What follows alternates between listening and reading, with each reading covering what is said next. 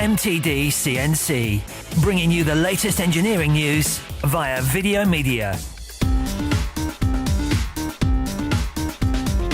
Steve, if you had to summarise what this machine is, what capacity is and what it does, what would you say? Basically, this product for us is accelerated and it's out in the workplace. This is a very compact but more than capable machine. So you've got a full Y-axis, you've got mill drill, obviously, and the through bore of the machine is a very large feature. You say compact, it is very compact. We can see here the footprint. Do you know exactly what that footprint is? It roughly sits on 1.5 meters squared for the footprint.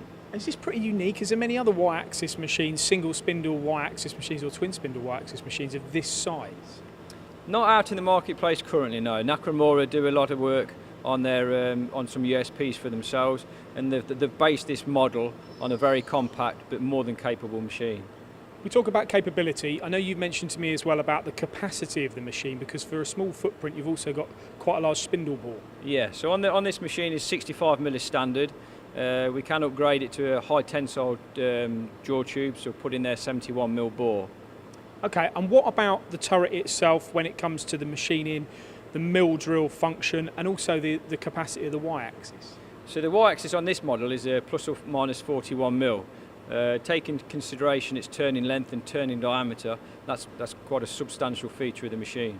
So on the driven turret itself, obviously it's a 15 station turret. Every station is driven. 15 station? 15 station driven turret, yeah. So we have the option that both configurations we have in stock. So it's a 12 station half index or a full 15 station turret. And what about the speed of the milling, or what you can do with the milling? Right, okay, so on the turret itself, everybody denotes about the spindle power, what kilowatts and everything else. But is that relevant, kilowatts? I mean, you're going to come on to this, I'm sure, but people talk about 5 kilowatts, 7.5 kilowatts. What does that actually mean? Generally, when the customer's looking at a machine, if they look at the product and laid out spec on spec, do a comparison between one and the other, that is not a real true reflection of the machine. A reflection of this machine for us is looking at the power and the torque curve. Where does that power kick in? How long does it last? When does it, basically where you exactly need that power to kick in. And when you look at that, that would apply to different types of applications, maybe more harder exotic materials where you'd get the benefit of a higher torque or a higher torque capability.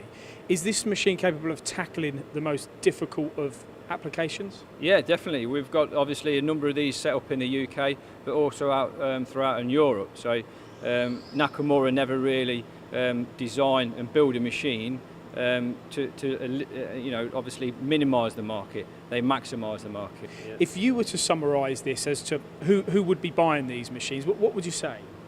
The number of installs we've got with this product, we can tackle any of the market. We've got this machine in small subcontractors, and we've got it in obviously the first tier large OEM customers. And this machine here is in stock and it's currently on offer, so excite our viewers, Steve. What are you selling this machine for at the moment? So within the region, depending upon the package of the customer, we're talking around £75,000, and delivery you're probably talking from order placement within 24 hours. Really, that quickly? So we're talking about a premium precision, high speed, small footprint turning centre with that Y-axis for that money? Yes, we PDI them, we check them, each machine has a 24-hour run on them, they're reconfigured, packed, and they're ready to go out the door.